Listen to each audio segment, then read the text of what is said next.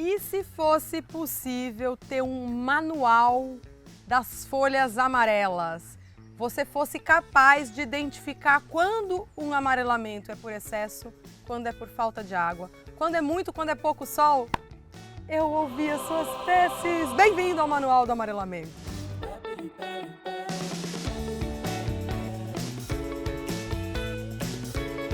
Um alerta antes de começar esse vídeo. Amarelamento é um sinal clássico de uma porção de problemas. Estou reforçando isso para você se lembrar que ele é consequência e não a causa do problema. Se você não tratar a causa, a raiz do problema, mais cedo ou mais tarde você vai estar outra vez lidando com folhas amarelas, tá? Primeira pergunta que você tem de fazer para a planta quando você notar amarelamento: é generalizado ou localizado? Amarelamentos generalizados costumam ter causa na adubação.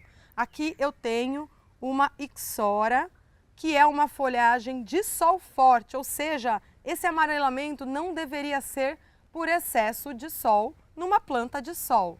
Só que essa ixora está com todas as folhas amareladas, embaixo, em cima, folhas novas e folhas velhas. Então eu já sei que foi algo que tomou a planta como um todo. Não é sol que faz isso, não é praga, não é doença, é adubação. Aqui eu ainda noto o sinal clássico de problemas com falta de nitrogênio na adubação. A folha, que deveria ser bem verde, tá com as nervuras verdes, mas todo o resto amarelado. Note a diferença dessa folha para uma folha saudável de ixora. A falta de adubo interferiu até mesmo no tamanho da folha. Quando a gente nota esse amarelamento por inteiro na planta, além de faltar o nitrogênio, que sinaliza sua ausência começando nas folhas mais velhas, está faltando micronutrientes, que a sinalização é nas folhas mais novas, tá? Então, percebeu esse tipo de amarelamento com nervuras verdes, chama clorose esse sinal. Quando esse amarelamento está só nas folhas de baixo, falta nitrogênio. Se tiver amarelado por inteiro, falta nitrogênio e também micronutrientes que a clorose vai manifestar na parte de cima. Neste ficus lyrata aqui atrás, eu também vejo uma grave falta de micronutrientes. A folha está quase branca e também está muito mole, mais mole do que uma folha nova normal. Repara que a hora que a gente põe as duas plantas lado a lado, uma saudável e uma com falha na adubação, fica nítida a diferença da ponteira. Para entender melhor o que o nitrogênio faz, o cálcio, o molibdênio, o manganês, eu vou te convidar para o Mão na Terra, o meu curso gratuito de jardinagem de 2 a 5 de maio. Você vai aprender a fundo, na prática, como é que a adubação funciona no solo, como você pode potencializar o surgimento de mais flores, como estimular que uma muda enraize mais depressa e muitas outras coisas do universo da jardinagem. Dicas bem práticas, com coisas que você tem à mão em casa, para você e sua família toda se divertirem comigo plantando. O link para se inscrever no Mão na Terra está aqui embaixo na descrição deste vídeo. Entra na turma por ele, que você vai ter chamadas das aulas para não esquecer nenhuma, resumos e mais uma porção de conteúdos extras. Carol, a sinalização de amarelamento não é na planta como um todo, e sim em partes específicas. Então vamos olhar o lado de cá. Se a parte específica está seca, crocante, ó, ouve o barulho, ó. Tadinha da planta, né? É um sinal de que faltou água. Amarelou, mas amarelou tão depressa que já secou e ficou marrom.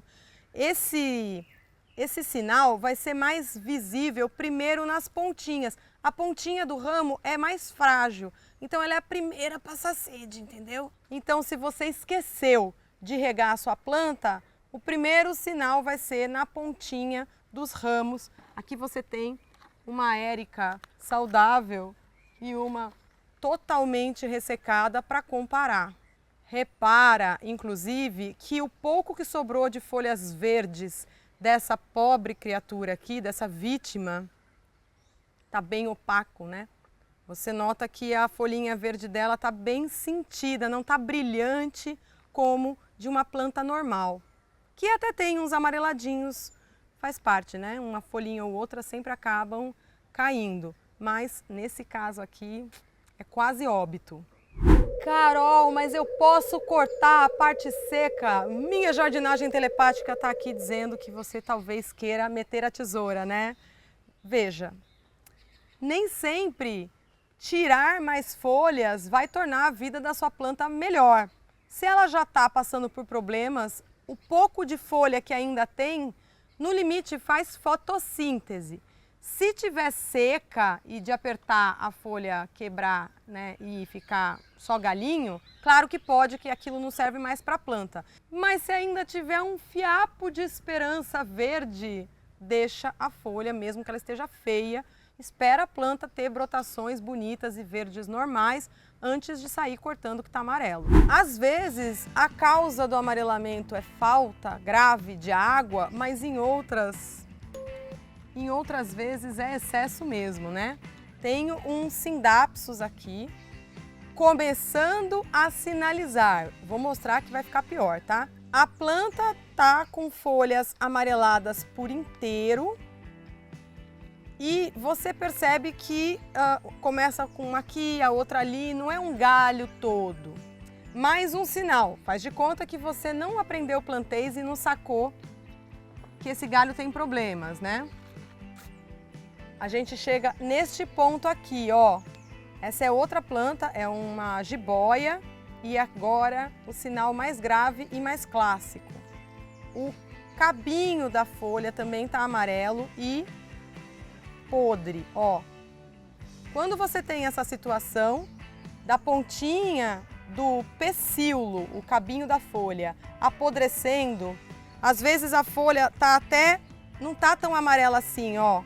Como é o caso dessa, essa daqui está meio verde, mas o cabinho solta fácil e tem uma certa água nele, às vezes já começando a ficar mal cheirosa, você tem aqui o sinal clássico de excesso de água no vaso. Aqui na érica, falta de água. Aqui nessa jiboia, excesso de água. Vai amarelando e apodrecendo a partir do cabinho. E aí chega um ponto em que a planta tá toda melequenta, ó, tá vendo? Você sente que tá úmido. Por isso, é sempre importante você ter a planta saudável como uma referência. Olha a diferença de um Scindapsus saudável. Você nota a folha saudável, bem crocante e dura. Aqui, com problemas na rega, a folha tá enrolando para dentro, tá vendo? Carol, o problema é numa área específica, não na folha toda, mas eu já chequei e não é problema na rega. Vamos a ele, então, ao sol. A gente tem duas sinalizações que são queimaduras de sol, amarelamentos causados por queimadura de sol. O primeiro deles é assim, ó, o sol está passando num vão da copa da árvore ou ele escapuliu ali, né, de alguma proteção, fez um furo no sombrite, de repente o vizinho fez poda na planta e repentinamente aquela planta que estava acostumada a ficar num local de sombra recebeu sol forte. Isso aqui às vezes se faz de um dia para o outro. Nota que a folha desbota como se tivesse caído água sanitária nela e depois de um tempo ela fica amarronzada. Esse tipo de queimadura de sol, ela é muito assimétrica. Por exemplo, se você tem uma folha em cima e uma folha embaixo, como está acontecendo aqui, a folha de cima queima primeiro e a de baixo fica com uma mancha super esquisita, justamente porque a de cima protegeu a folha de baixo. A parte que está mais em ângulo, que não pega o sol bem direto, fica poupada, mas tudo que está mais retinho, virado para o céu, acaba queimando primeiro. Não tem o que fazer com queimadura assim, exceto você cortar se estiver se incomodando muito com o desenho da planta, tá? Não é obrigatório. Ela só vai ficar verde e impecável assim se você ficar paparicando bastante. Vai estar o tempo inteiro tirando folhinha, tirando queimadura, tirando bichinho. Não vai bobear nenhuma vez na rega, nem na adubação. Vai ficar num ambiente perfeito. Repare que eu estou falando com você num ambiente de estufa profissional. A gente está na Atmosfera Paisagismo, um produtor gigantesco, um dos maiores do Brasil, e mesmo aqui com 180 funcionários para cuidar das plantas, você tem queimaduras. Esse tipo de amarelamento é repentino. Existe um amarelamento causado por sol que é aos poucos, um sofrimento lento.